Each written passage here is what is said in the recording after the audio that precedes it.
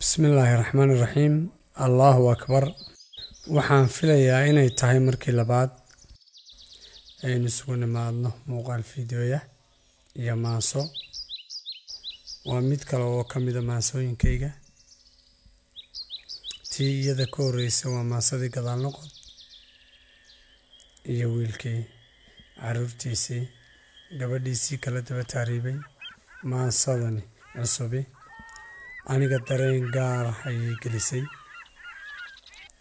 qisada ay ku timina waa qiso kale oo jacayl ah, qoys ka mid ah qoysaska Soomaalida dhex martay. fasaxana ayagaa bixiyey. laba dhalinyaro wey dugsiga sare wada dhigtaan. kalgacayl iyo jacayl ka xaqiiqada ah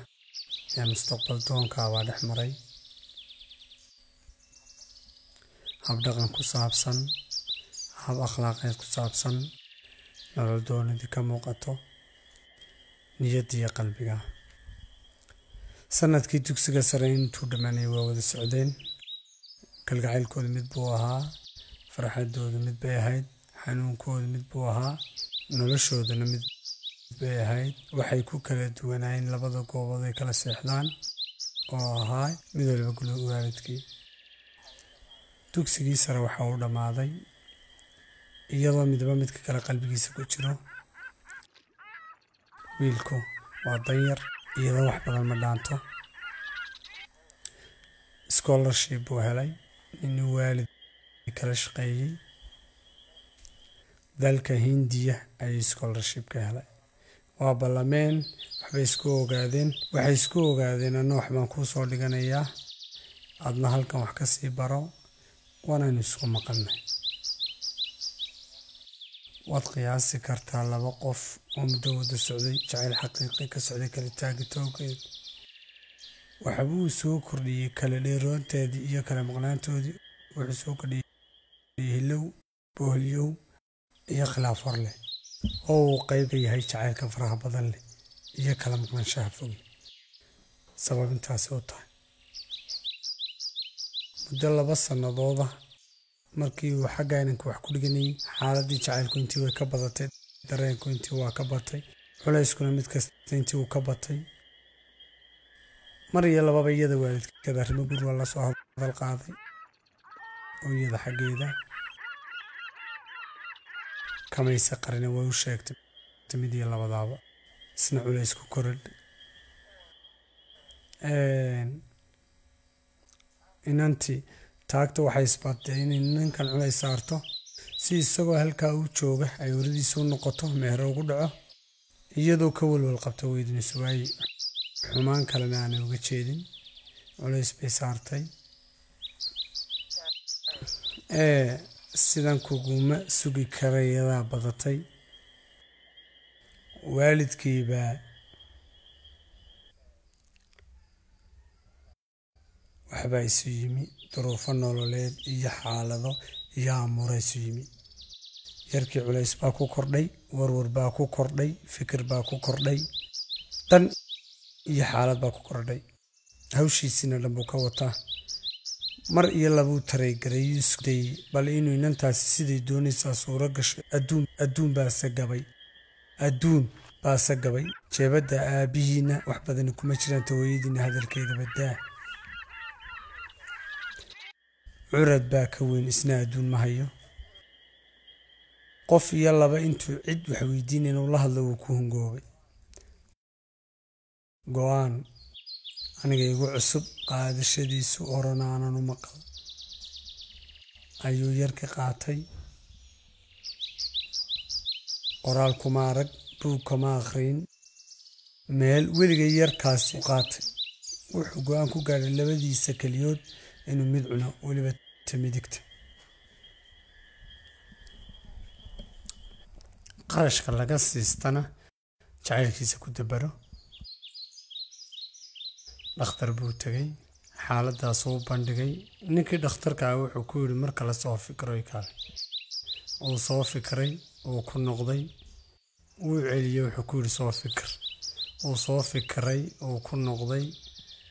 soo qaada looyarkuu noqda.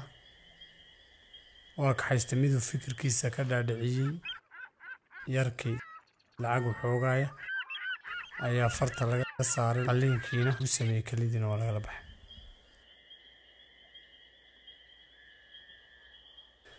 fasaxeer jaaniskiisii buu ku beegay big buu soo yidhi diyaaraddii buu soo raacay isagoo bilaa keliya muddo halkaa ku yara nastay halkan yimi gabadhii buu dee u sheegay markuu soo baxay inuu diyaar yahay iyadu horeba waxay ugu tiri wax yar baan hayaa ee waxaan wax ku soo kordhi wixii ay haysay haatan uma baahna waa ninka lidiisa cunay waa u fadhiistay qurux baa loogu beheriyey sacabkaa loo tumay sawiraa la qaaday waa la isugu yimi asxaabta hambalyeysay qayb naftiisa ka mid ah ayuu qofkiisii ku helay waa nin iyo gabadhiisii kulme noqoy jaamacaddiisiiba ku noqday intiibay uur yeelatay waxbarashadii iyadu ay wadatay waa ka hadhay markay gabadh culus noqotay markuu ogaaday inay xilligii gabadhiisu ku soo dhadhowday tahay ayuu mar soo yara big yidhi xaaladdeedu ka warhelay waxbarashadiiba ku noqday ilmihii wuxuu dhashay isagoo jaamacaddii ku jira muddo yar baa uga harsanaydee waa dhammaystay waddankuu guri buu la galay iyada imika culayskii intuu maqnaa waa ka raysatay waa qofkeedii cabsi badan oo waad waayi meesha ma taallo laakiin dareenka jacaylku iyo qalbiyadu sidii bay maqnaanshaha isu tabayaan waayahay guri bay galeen nolol fiican oo qurux badan bay qaybsadeen muddo 2 sannadooda oo ilmihii ay leeyihiin ka tegay inankii xaalad caafimaad baa la soo daraystay wuu yara adkaystay dhakhtarka waa ka meermeeray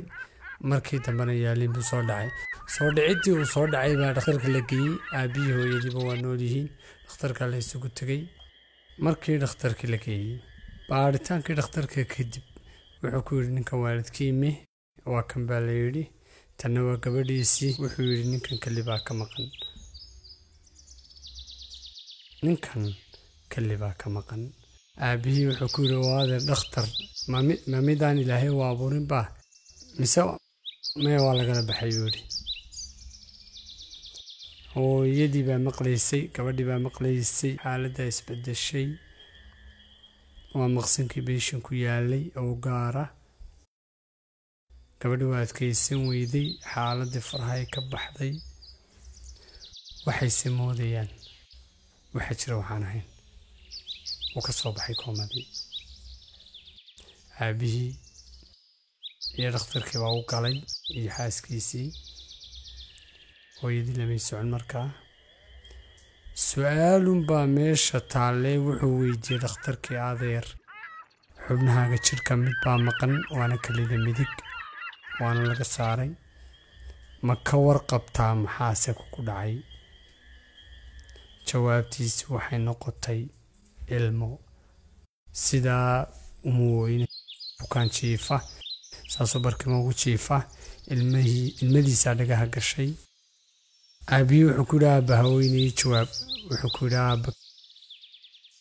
gaa cunay lacag baana siistay si aan xaaskaygaa ugu helana anigaa kelidaydii dhakhtarka iibiyey adduunlaaniya jeebkaygaana sababay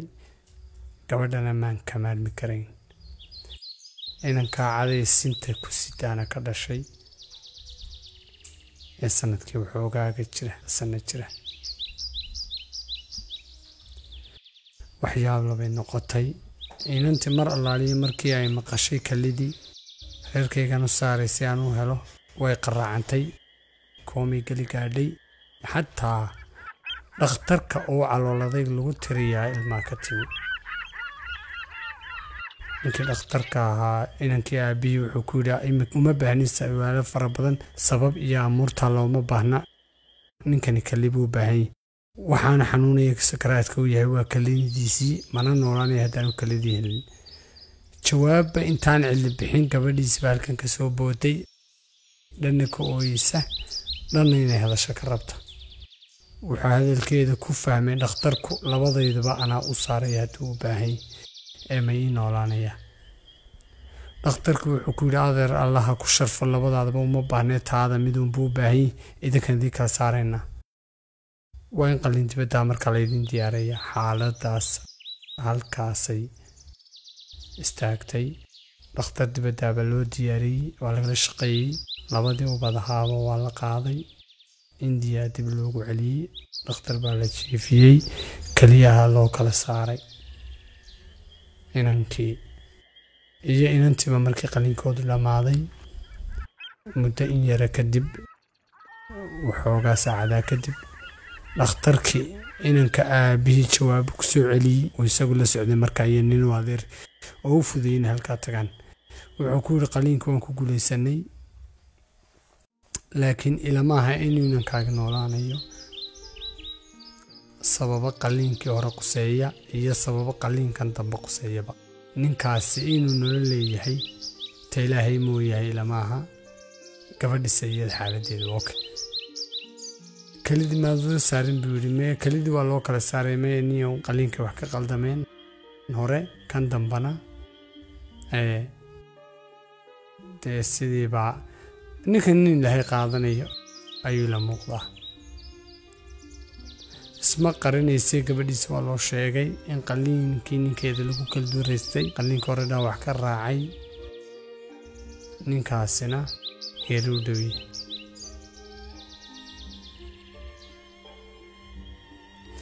maansadu labadaa qof waxay isidhaahdeen iyo xaaladdaa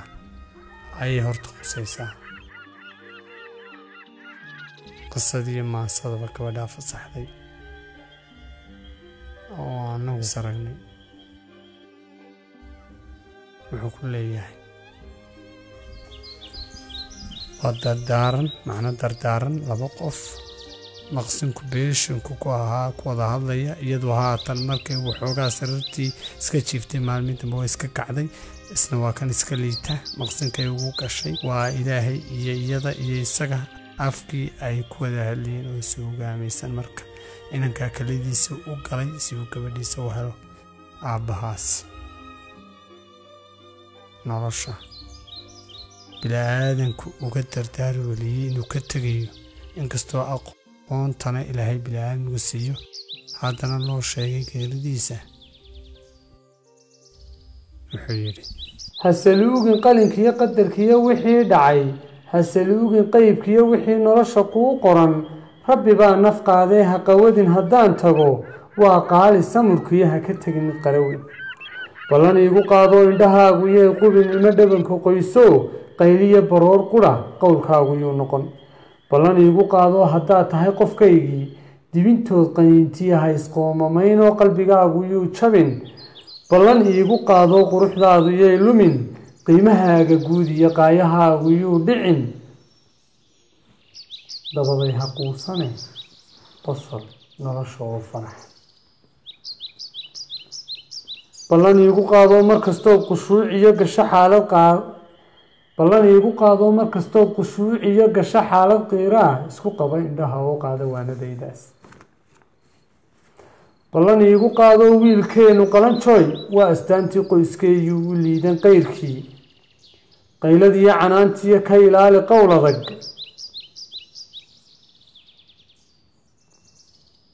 markuu qalad sameeyana waa abuurta qofnimee u qabooji hadalkoo qunyar hooyo joog ku dheh hadduu qaadir daayana berri iyo qofkuu noqon qorshaha waalidiinta iyo korriinkaa ka qaybee toosiyo u qalloocana ballan iigu qaado qabyayuu dareemine qaybtaan lahaa iyo taadiiba koruqaan qurumaha adduunka iyo qoomkaad la nooshiin ruuxba qaabad weeye qof batiisa kula dhaqi oo ah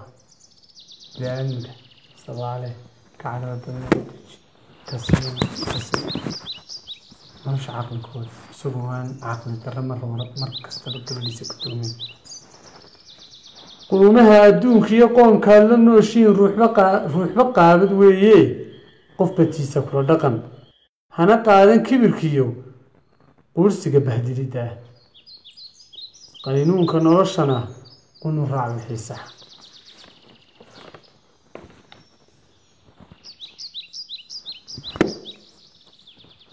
hooyo qaaliyaatee quwadiisa gaarkaa kugu qayd ilaahay hooyo qaaliyaatee quwadiisa gaarkaa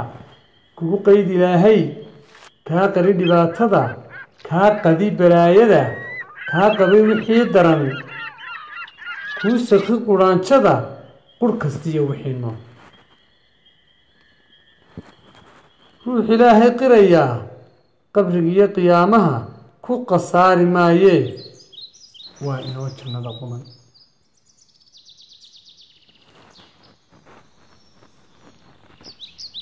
waa inoo jannada quman maansadani waxay ku siisay inaan Soomaaliyeed oo keligiisa tukaan u geeyey waa dhakhtarodan weynida waa tukaane dadka bini'aadamka isbitaalka ma leeyahay haddana jacaylka uu qof u qabo iyo rabitaanka nolol qoysnimo oo uu qof keliya ka rabo oon dumarka oo dhan ahayn ayuu keligiisa hadduu dumarka wada doonayo keligiisa ma horeen qof waa qof ilaahay oo gargaar naxariista jannada ka waraabiyo mansada intaasay ku dhantay iyadana ilaahay nolosha khayraha ugu dhamay